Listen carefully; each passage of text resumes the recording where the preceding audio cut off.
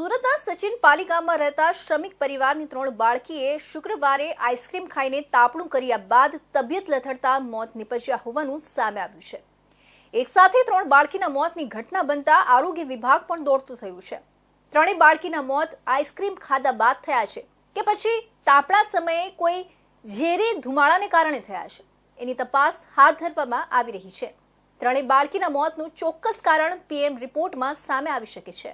મળતી માહિતી મુજબ સુરતના પાલી ગામમાં રહેતી ત્રણેય બાળકી આઈસ્ક્રીમ ખાધા બાદ તાપણું પણ કર્યું હતું। ત્યારબાદ ત્રણેયની તબિયત લથડી હતી અને તેમના મોત થયા છે। તેમના મોત આઈસ્ક્રીમ ખાવાથી કે તાપણાનો ધુમાડો લાગતા થયા છે કે પછી અન્ય કોઈ કારણોસર થયા છે, એની તપાસ હાથ ધરવામાં આવી રહી છે। પીએમ રિપોર્ટમાં તેનું ચોક્કસ કારણ સામે આવી શકે છે। આ દુર્ઘટના સમયે શીલા નામની એક બાળકી પણ હાજર હતી, જેનો ચમત્કારિક બચાવ થયો છે। તેને કહ્યું હતું કે હું મારી બહેનો અને અન્ય 2 છોકરીએ તાપણું કરી રહ્યા હતા। જે 2 છોકરીઓ આવી હતી તે આઈસ્ક્રીમ ખાતા આવતી હતી। અમને ઠંડી લાગી રહી હોવાથી તાપણું કરી રહ્યા હતા।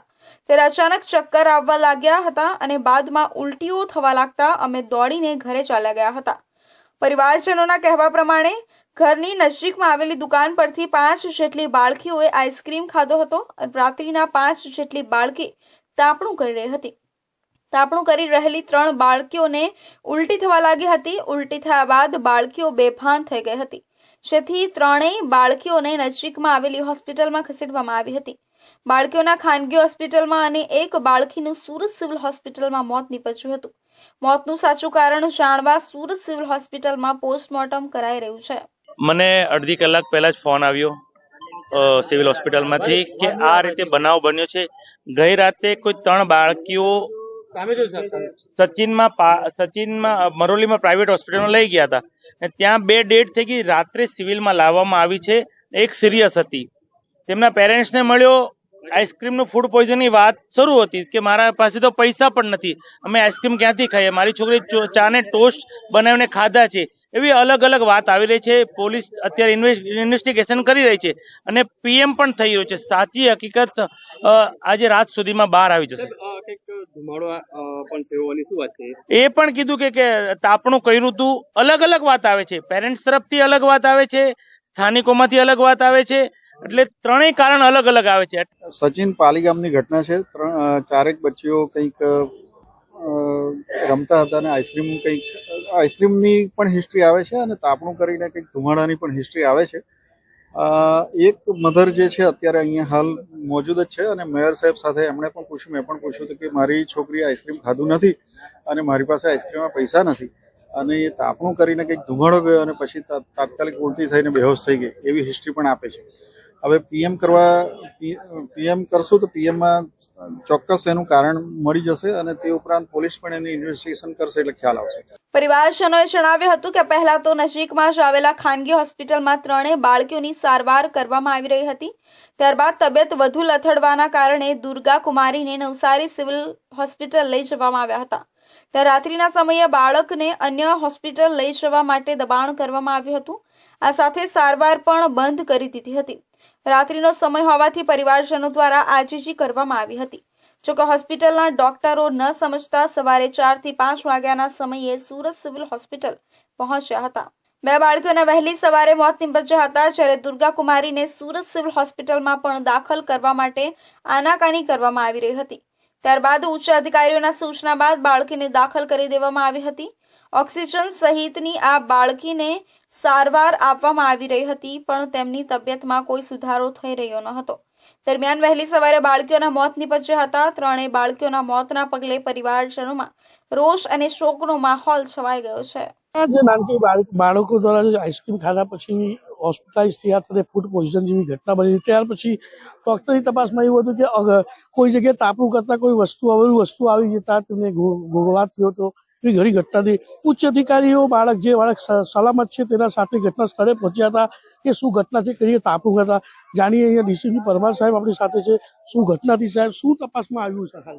હાલમાં જે દીકરી જે સ્વસ્થ છે એની હાજરીમાં અમે જગ્યા જોઈ છે અત્યારે, અને ત્યાં આગળ કચરો જે છે પ્લાસ્ટિકની કોથળીઓ સળગાવવાથી ધુમાડાના કારણે થવાની પ્રાથમિક દ્રષ્ટિએ જાણવા મળી રહ્યું છે।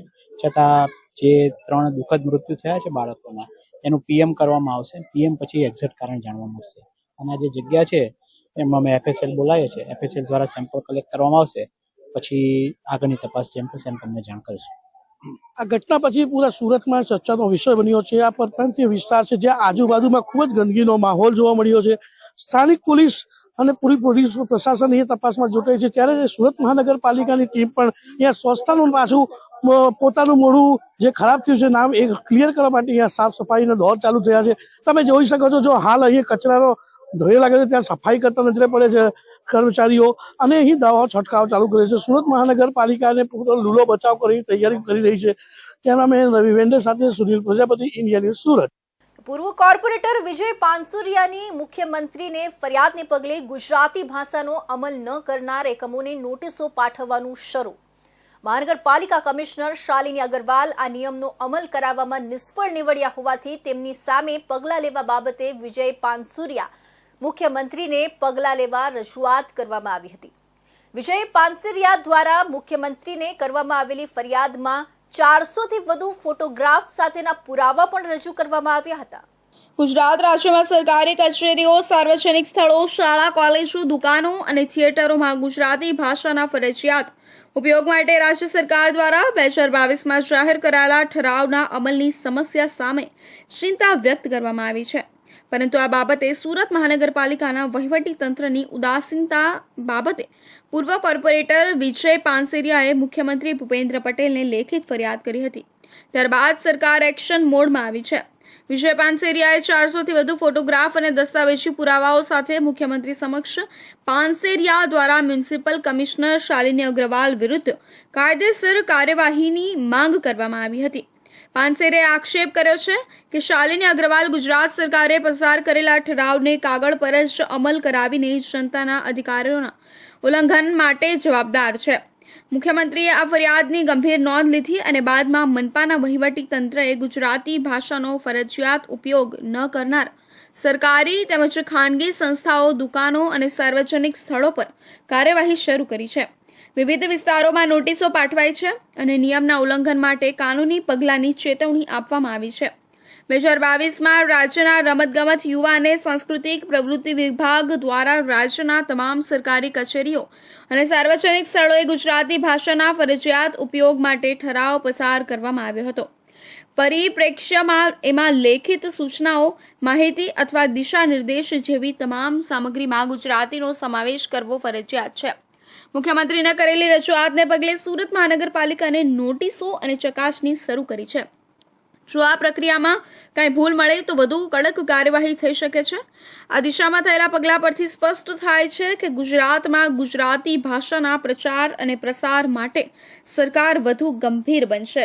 રાજ્ય સરકારના પરિપત્ર 2022ના હિસાબે જે રાજ્યના ભાષા હોય તે ભાષાના દરેક જગ્યાએ બોર્ડ અને સરકારી પ્રોપર્ટી હોય કે સરકારી સંસ્થા હોય કે ત્યાં જે ઇંગ્લિશ અને અન્ય ભાષાઓમાં જે રીતે બોર્ડ લખવામાં આવે છે તેની જગ્યાએ મૂળ જે ભાષા છે ગુજરાતી હોય એ ભાષામાં એ બોર્ડ લખવાના વર્ષોથી વાત ચાલતી. ત્યારે ઘણી વખત એમણે પહેલ કરી રીતે આપણા સાથે માજી કોર્પોરેટર છે તેમણે વાત કરી છે શું છે ઘટનાને, શું નિર્ણય આવ્યો ને શું એમની આજે લડત હતી ક્યાં સુધી પહોંચીને શું નિર્ણય થયો, શું હતું ઘટના.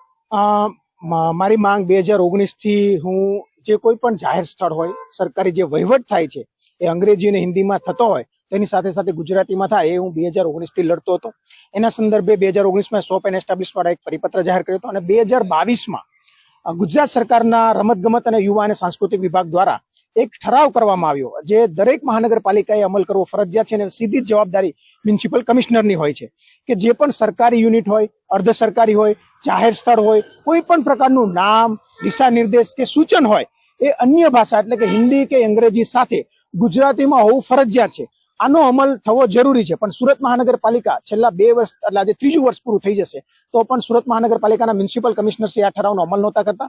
એ સંદર્ભે મારા દ્વારા એક લેખિતમાં ફરિયાદ માનનીય મુખ્યમંત્રીશ્રીને કરેલી કે સુરત મહાનગરપાલિકાના કમિશનરશ્રી છે એ આ ઠરાવનો અમલ કરતા નથી એટલે એમની વિરુદ્ધ શિક્ષાત્મક કાર્યવાહી થવી જોઈએ. તેના સંદર્ભે જ ગઈકાલથી સુરત મહાનગરપાલિકાના ઝોન વાઇઝ એટલે કતારગામ ઝોન હોય કે વરાછા ઝોન હોય આ ઝોનમાં દરેક દુકાનદારો કે જેમના નામ ફક્ત હિન્દીમાં હોય કે ઇંગ્લિશમાં હોય એમને નોટિસો પાઠવવામાં આવી છે કે તમારે આ સાઇનબોર્ડ અંગ્રેજી અને હિન્દીની સાથે ગુજરાતીમાં લખવું ફરજિયાત છે. તો જોઈ શકો છો કે દરેક રાજ્યની જે ભાષા છે મૂળ ભાષા તેના સાથે સાઇનબોર્ડમાં નામ લખવું સરકારની પરિપત્રને હાલ અમલમાં સુરત મહાનગરપાલિકાએ લીધો છે, જેની એમની લડતની જે જીત થઈ છે. કેમેરામેન રવિવેન્દ્ર સાથે સુનિલ પ્રજાપતિ, ઇન્ડિયા ન્યૂઝ, સુરત.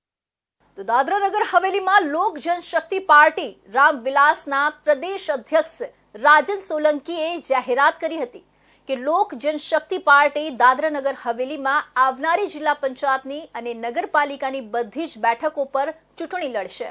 દાનહમાં લોકો રોડ, રસ્તા અને બીજી અનેક સમસ્યાથી ત્રાસી ગયા છે. ચૂંટાયેલા પ્રતિનિધિ પ્રદેશની જનતાના મુદ્દા અને સમસ્યા દૂર કરવામાં અસફળ રહ્યા હોય એવું લાગી રહ્યું છે. ત્યારે દાનહમાં લોક જનશક્તિ પાર્ટી રામવિલાસના પ્રદેશ અધ્યક્ષ રાજન સોલંકીએ આજે જાહેરાત કરી હતી કે લોક જનશક્તિ પાર્ટી દાનહમાં આવનારી જિલ્લા પંચાયતની અને નગરપાલિકાની બધી જ બેઠકો ઉપર ચૂંટણી લડશે. તેમણે એ પણ જણાવ્યું હતું કે તેઓની પાર્ટી લોકલ કક્ષાએ કોઈ પણ પાર્ટી સાથે ગઠબંધન નહીં કરે અને જિલ્લા પંચાયત અને નગરપાલિકાની બધી જ બેઠકો ઉપર પોતાનો ઉમેદવાર ઊભો રાખશે. આ પ્રસંગે દાનહ લોક જનશક્તિ પાર્ટી રામવિલાસના દાનહ પ્રદેશ અધ્યક્ષ રાજન સોલંકી, દાનહ પ્રદેશ ઉપાધ્યક્ષ મિલન ગોરાત, SC/ST મોરચા પ્રદેશ અધ્યક્ષ સુભાષ મોર અને લોક જનશક્તિ પાર્ટીના બીજા પદાધિકારીઓ અને કાર્યકર્તાઓ હાજર રહ્યા હતા. તો આજે 25મા પાર્ટીનો જે લોક જનશક્તિ પાર્ટી રામવિલાસનો જે 25વો સ્થાપના દિવસ છે એનું એક સેલિબ્રેશન કરવામાં આવ્યું અને સાથે સાથે પ્રદેશ કાર્યકારિણી પણ આયોજિત કરવામાં આવી હતી. પ્રદેશ કાર્યકારિણીની અંદર મારા વાઇસ પ્રેસિડેન્ટ મિલન ગોરાતજી દ્વારા 3 પ્રસ્તાવ પારિત મૂકવામાં આવ્યા અને જેને સર્વસંમતિથી પારિત કરવામાં આવ્યા. પહેલો પ્રસ્તાવ એ છે કે આગામી 21 પંચાયત અને જે નગરપાલિકાની સીટો છે એના ઉપર લોક જનશક્તિ પાર્ટી તમામ સીટો પર પોતાની દાવેદારી નોંધાવશે અને ઇલેક્શન લડશે અને જીતવા માટેની જે કોઈ પ્રયત્ન કરવા પડે એ કરશે. લોકસભા ચૂંટણી વખતે સ્થાનિક સ્તરે લોક જનશક્તિ પાર્ટીએ ભાજપને ટેકો આપ્યો હતો, ત્યારે આવનારા પંચાયત અને નગરપાલિકા ચૂંટણીમાં સ્વતંત્ર રીતે ચૂંટણી લડવાની આ જાહેરાતના પગલે દાનહની રાજનીતિમાં મોટો ઉલટફેર થવાની સંભાવનાને નકારી શકાય નહીં. તો વલસાડ નગરપાલિકા દ્વારા સંચાલિત ન્યૂ શાકભાજી માર્કેટ જર્જરિત તેને તોડી નાખવામાં આવી હતી, જે બાદ 1 વર્ષથી વધુના લાંબા વિરામ બાદ વલસાડની ન્યૂ શાકભાજી માર્કેટના નવા મકાનનું ખાતમુહૂર્ત કરવામાં આવ્યું હતું. 19 કરોડ 50 લાખના ખર્ચે બનશે. રાજ્ય નાણામંત્રી કનુ દેસાઈના હસ્તે ન્યૂ શાકભાજી માર્કેટના નવા મકાનના કામનું ભૂમિપૂજન વેપારીઓ અને સ્થાનિક લોકોની હાજરીમાં કરવામાં આવ્યું હતું. રાજ્ય નાણામંત્રીએ વલસાડમાં 3 વિવિધ જગ્યાએ કુલ 120 કરોડના વિકાસના કામોનું ખાતમુહૂર્ત કરવામાં આવ્યું હતું. ટૂંક જ સમયમાં વિકાસના કામોને પૂર્ણ કરવા જણાવવામાં આવ્યું છે. વલસાડ નગરપાલિકા દ્વારા સંચાલિત ન્યૂ શાકભાજી માર્કેટ છેલ્લા 7 વર્ષ ઉપરાંતથી જર્જરિત હતી. નગરપાલિકાની યોગ્ય જાળવણીના અભાવે 120 આવાસ, ન્યૂ શાકભાજી માર્કેટ અને દુકાનો જર્જરિત બની હતી. વર્ષ 2022માં ચોમાસા દરમિયાન 120 આવાસનો સ્લેબનો જર્જરિત ભાગ તૂટી પડતા 120 આવાસ અને શાકભાજી માર્કેટ તેમજ દુકાનો બંધ કરાવી જર્જરિત ઇમારત તોડી નાખવામાં આવી હતી. ન્યૂ શાકભાજી માર્કેટનો જર્જરિત ભાગ દૂર કર્યા બાદ 1 વર્ષના લાંબા અંતર બાદ ન્યૂ શાકભાજી માર્કેટ અને દુકાનના નવા મકાનના બાંધકામ માટે 19.50 કરોડની ગ્રાન્ટ રાજ્ય સરકારમાંથી ફાળવી હતી. વલસાડના ન્યૂ શાકભાજી માર્કેટ અને દુકાનોના મકાનના નવા બાંધકામનું રાજ્ય નાણામંત્રી કનુભાઈ દેસાઈના હસ્તે ભૂમિપૂજન કરવામાં આવ્યું હતું. આ પ્રસંગે વલસાડ જિલ્લા કલેક્ટર નૈમેશ દવે, વહીવટદાર વિપુલ પટેલ, ધારાસભ્ય ભરતભાઈ પટેલ, શાક માર્કેટના વેઓરી એસોસિએશન પ્રમુખ રાજુ પટેલ સહિત વેપારીઓ અને શહેરના અગ્રણીઓની ઉપસ્થિતિમાં ભૂમિપૂજન કરવામાં આવ્યું હતું. સાથે રાજ્ય નાણામંત્રી કનુભાઈ દેસાઈએ વેપારીઓને અને સ્થાનિક અગ્રણીઓને આગામી દિવસોમાં ભવ્ય શાકભાજી માર્કેટના મકાનના કામનું ભૂમિપૂજન થતા વેપારીઓ અભિનંદન પાઠવ્યા હતા. ભરતભાઈએ વાત કરી કે કરોડો રૂપિયાના કામ થઈ રહ્યા છે, પરંતુ એનાથી પણ સૌથી મોટું કામ જે આજે હું જાહેરાત કરું છું કે જે મંજૂર થયું છે એ આપણે લીલાપોરથી વલસાડને જોડતો બ્રિજ 80 કરોડમાં મંજૂર થયું છે. અને એ કામ જો થશે તો આ વિસ્તારની ટ્રાફિકની બધી સમસ્યા ચોમાસા દરમિયાન જે પાણી ભરાઈ જાય છે એ સંપૂર્ણ રીતે પૂર્ણ થશે. હવે આનું ખાતમુહૂર્ત કર્યા પછી જીગરભાઈ 18 મહિનાની અંદર બ્રિજ પૂરો થવો જોઈએ. 18 મહિનાની ઉપર તો એક વખત ચાલશે નહીં. રાજ્યના નાણાં ઉર્જા અને પેટ્રોકેમિકલ્સ મંત્રી કનુભાઈ દેસાઈના હસ્તે ગુરુવારના રોજ ઔરંગા નદી ઉપર વલસાડ શહેર અને ખેરગામ તાલુકાને જોડતા મુખ્ય માર્ગ ઉપર પસાર થતી ઔરંગા નદી ઉપર નવા પુલનું ભૂમિપૂજન કરવામાં આવ્યું. ત્યારબાદ શાક માર્કેટના બાંધકામ, વલસાડ સ્ટેટ હાઈવે, આરપીએફ ઓવરબ્રિજથી પારનેરા ફોરલેન કાર્પેન્ટિંગ, તિથલ ધરમપુર ચોકડી રોડનું કાર્પેન્ટિંગ અને વલસાડ નગરપાલિકાના વિવિધ કામોના ખાતમુહૂર્ત કાર્યક્રમ રાજ્ય નાણામંત્રીના હસ્તે વિકાસના કામોનું ખાતમુહૂર્ત કરવામાં આવ્યું હતું. દાદરા ગામના દાદરા ગાર્ડન સામે આવેલા હોટેલ એક્સેલન્સી રેસ્ટોરન્ટ એન્ડ બારમાં બુધવારની મધરાત્રે એક યુવક પર હોટેલના સંચાલક અને વેઇટરો દ્વારા હુમલો થયાની ઘટના પ્રકાશમાં આવી હતી. પ્રાપ્ત માહિતી અનુસાર 24 વર્ષીય ચનોદ કોલોનીના રહેવાસી અક્ષય બિપિનસિંહ બુધવારે રાત્રે આ હોટલમાં ભોજન કરવા માટે પહોંચ્યા હતા. પીડિત અક્ષયસિંહે જણાવ્યું કે ત્યાં પહેલેથી જ કોઈએ ઉલટી કરી હતી, જેના માટે વેઇટરોએ અક્ષય પર આરોપ મૂક્યો અને કહ્યું કે આ ઉલટી તેમણે સાફ કરવી પડશે, નહીં તો ₹200 આપવા પડશે. અક્ષયે આ ઉલટી પોતે ન કરી હોવાનું કહ્યું અને રૂપિયા આપવા ઇનકાર કર્યો. આ વાત પર વાદ વિવાદ થયો અને ત્યારબાદ વેઇટરોએ હોટલના સંચાલક અને અન્ય 15 લોકો સાથે મળીને અક્ષય પર હુમલો કર્યો. આ હુમલા દરમિયાન 15-16 લોકોએ મળીને અક્ષયસિંહને મારી ઘાયલ કરી દીધા, જેને બાદમાં સારવાર માટે સેલવાસની સિવિલ હોસ્પિટલમાં દાખલ કરવામાં આવ્યા. આ ઘટનાની જાણ દાદરા પોલીસને કરવામાં આવી છે અને પોલીસ આગળની કાર્યવાહી કરી રહી છે. ગત મહિને નરોલીના પુષ્પક બાર એન્ડ રેસ્ટોરન્ટમાં પણ આવી જ ઘટના બની હતી, જ્યાં વેઇટરોએ ગ્રાહકને મારી તેની હત્યા કરી હતી. ત્યારે સમગ્ર પ્રદેશમાં ચકચાર મચી હતી. સદભાગ્યે આ ઘટના દરમિયાન અક્ષયસિંહનો જીવ બચી ગયો, પરંતુ જો ગંભીર અસર થાય તો જવાબદારી કોણ લેશે? वो क्या हुआ था, वहाँ पे कोई वॉमिट था किया हुआ था. मैं भी गया, कुल्ला उल्ला करने गया तो वहाँ का बेटा बोलता है मेरे को 200 रुपया चाहिए. 150-200 रुपया मांग रहा था. मैं उसको बोला मैं नहीं है और मैं पूरा किया ही नहीं हूँ, उल्टी मैं अपने सर पे नहीं लूँगा. वो कुछ नहीं हुआ तो मेरे को झाड़ू दिया, तो मैं उसको जो बोला झाड़ू नहीं चाहिए, मैं वो नहीं किया, मैं नहीं एक्सेप्ट करूँगा. तो बोलता नहीं करना पड़ेगा. तो मैं बोला झाड़ू है तो मारूंगा मैं सीधा उसको, मेरे मुँह से हुआ तो मेरे को क्या जो आपस में हुआ तो हो गया.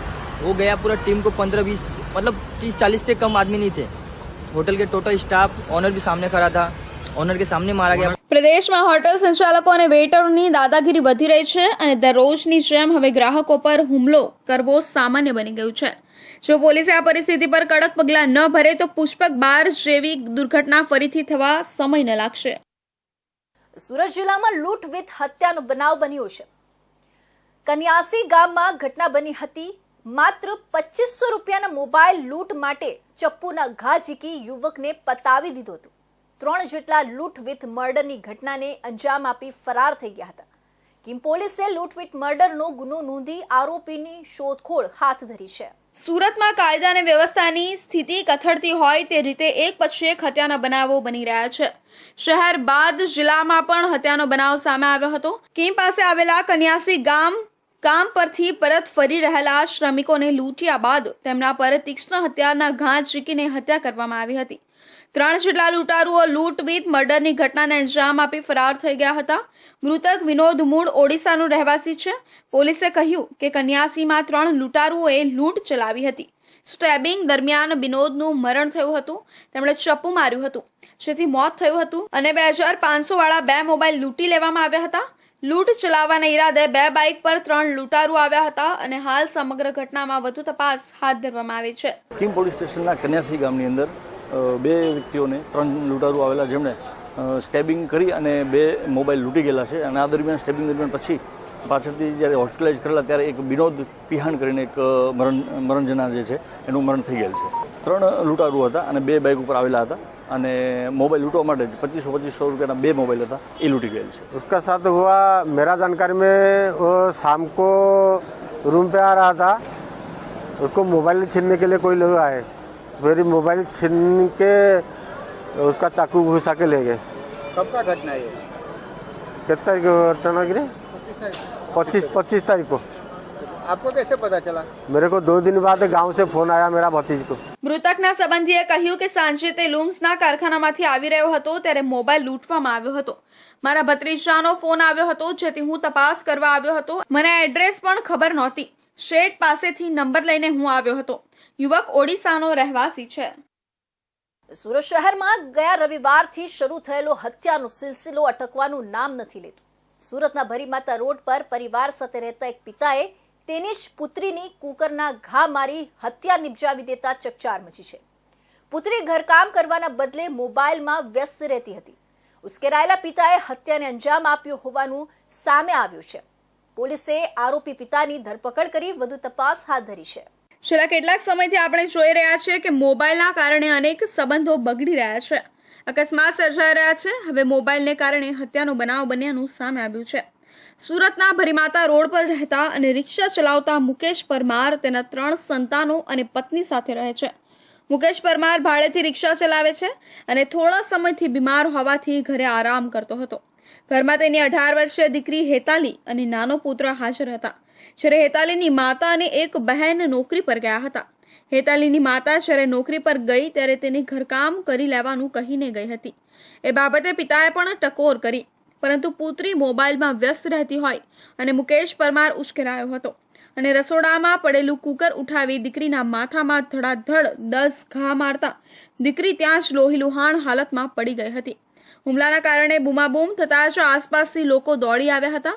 લોહીલુહાણ હાલતમાં હેતાલીને તાત્કાલિક એમ્બ્યુલન્સ દ્વારા સ્મીમેર હોસ્પિટલમાં ખસેડવામાં આવી હતી, પરંતુ સારવાર દરમિયાન રાત્રે તેનું મૃત્યુ થયું હતું અને ચોક બજાર પોલીસને જાણ થતાં ગુનો નોંધી આરોપી પિતા મુકેશ પરમારની ધરપકડ કરી વધુ તપાસ હાથ ધરી છે. સુમન મંગલ આવાસ ભરીમાતા ચોક બજાર પોલીસ સ્ટેશન વિસ્તારમાં બાપ દીકરી વચ્ચે ઘરકામ બાબતે બોલાચાલી થતા જેના બાપે પોતાની દીકરીને કુકર વડે માથા અને મુખ ઉપર ગંભીર ઈજા કરતા સ્મીમેર હોસ્પિટલમાં પોતાની માતા ગીતાબેન મુકેશભાઈ પરમાર કે જેઓ સ્મીમેર હોસ્પિટલમાં આશરે 2 થી 3 વાગ્યાના સુમારે હોસ્પિટલમાં એડમિટ કરેલ. ત્યારબાદ ભોગ બનનાર જે છે એની તપાસ ઇન્વેસ્ટિગેશન ને બધું ચાલુ કરતા ભોગ બનનારની માતા ગીતાબેન પરમારની ફરિયાદ લેવામાં આવેલી અને હેતાલીબેન ઉંમર વર્ષ 18 કે જેઓ છૂટક જોબ કરે છે તેઓની બાપ દીકરી વચ્ચે બોલાચાલી થતા તેઓને એડમિટ કરેલા અને મોડી રાત્રે જે હેતાલીબેન છે એ સ્મીમેર હોસ્પિટલમાં ડોક્ટરે એને મરણ જાહેર કરેલા. ત્યારબાદ હત્યાનો કલમનો ઉમેરો કરવામાં આવેલ અને હાલ આરોપીને અરેસ્ટ કરેલ છે. તપાસ ચાલુ છે. સમગ્ર મામલે ચોક બજાર પોલીસ મથકના ઇન્સ્પેક્ટર વીવી વાગડિયાએ જણાવ્યું હતું કે આરોપી પિતાની ધરપકડ કરવામાં આવી છે. ઘરકામને લઈ પિતા પુત્રી વચ્ચે છેલ્લા 3 મહિનાથી વિવાદ થતો હતો.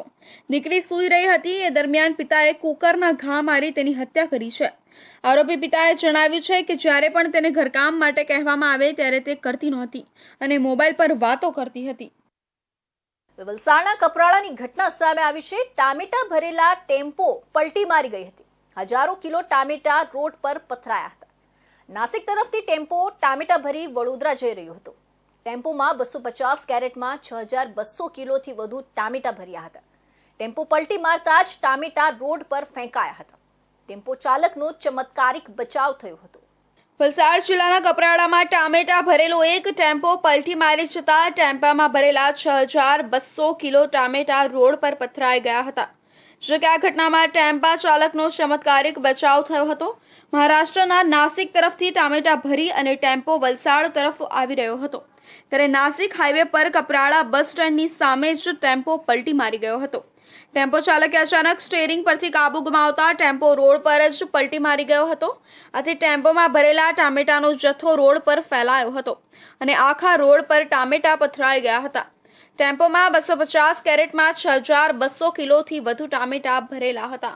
एक्सीडेंट ऐसा ही हुआ, गाड़ी स्लिप हो गया और पावर स्टीयरिंग गाड़ी का है ना, थोड़ा भी ऐसा कर देता तो गाड़ी ऐसी हो जाती. कहाँ जा रहा था गाड़ी? गाड़ी वडोदरा जा रही. कहाँ से आ रही थी? गाड़ी नासिक से आ रही थी, बड़ौदा जा रहा था. गाड़ी कहाँ से आ रहा था? नासिक से. बड़ौदा जा रहा था. एक्सीडेंट होने का कारण मुझे एक्सीडेंट होने का कारण गाड़ी स्लिप हो गया ना. किसी को लगा? किसी को कुछ नहीं लगा. ઘટના બાદ થોડા સમય સુધી દોડધામ મચી ગઈ હતી.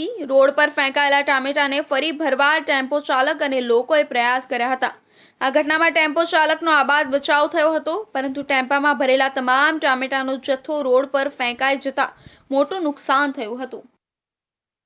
તાપી જિલ્લાના વ્યારા ખાતે જનજાતિ ગૌરવ દિન યાત્રા વ્યારા ખાતે આવી પહોંચી હતી, જેમાં રાજ્યના આદિજાતિ મંત્રી કુંવરજીભાઈ હળપતિના અધ્યક્ષ સ્થાને જનજાતિ ગૌરવ દિનની ઉજવણી કરાઈ હતી અને યાત્રાને આદિજાતિ મંત્રી સહિત વ્યારાના ધારાસભ્ય અને આગેવાનોના હસ્તે વ્યારાથી જનજાતિ ગૌરવ દિન યાત્રાને લીલી ઝંડી આપી આગળ પ્રસ્થાન કરવામાં આવી હતી। આદિવાસી સમાજના જનનાયક અને દેશના ક્રાંતિકારી યોદ્ધા ભગવાન બિરસા મુંડાની 150મી જન્મ જયંતિ નિમિત્તે સરકાર દ્વારા આદિવાસી અમૃત કુંભ મહોત્સવ 2024 અંતર્ગત જનજાતિ ગૌરવ દિન યાત્રાનું પ્રસ્થાન કરાયું છે, જે યાત્રા ગુજરાતના 14 જિલ્લાઓમાં ફરવાની છે।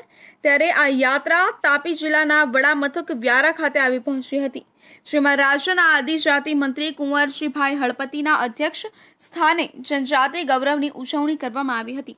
આ કાર્યક્રમમાં મંત્રી કુંવરજી હળપતિ અને વ્યારાના ધારાસભ્ય મોહનભાઈ કોકણીની ઉપસ્થિતિમાં યાત્રાને લીલી ઝંડી આપી યાત્રાને આગળ પ્રસ્થાન કરવામાં આવી હતી। 150મી જન્મ જયંતિ ભગવાન બિરસા મુંડાની ઉજવણીના ભાગરૂપે અને અનુસૂચિત જનજાતિના ગૌરવ દિન તરીકે રેલીનું પ્રસ્થાન ગઈકાલે ઉમરગામથી કરવામાં આવ્યું।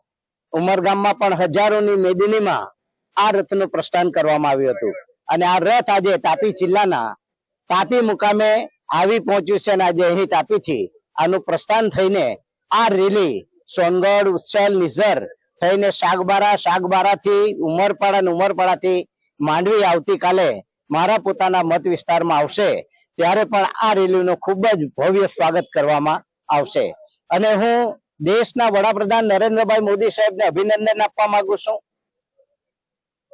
બિરસા મુંડા ભગવાનની જો કોઈ સાચી ઓળખ અપાવી હોય તો તે નરેન્દ્રભાઈ મોદી સાહેબે આદિવાસીઓમાં એની ઓળખ ઊભી કરી। આ યાત્રા તાપીના સોનગઢ, ઉચ્છલ, નિઝર, કુકરમુંડા ફરી આવનાર દિવસોમાં સુરત જિલ્લામાં પ્રવેશ કરશે।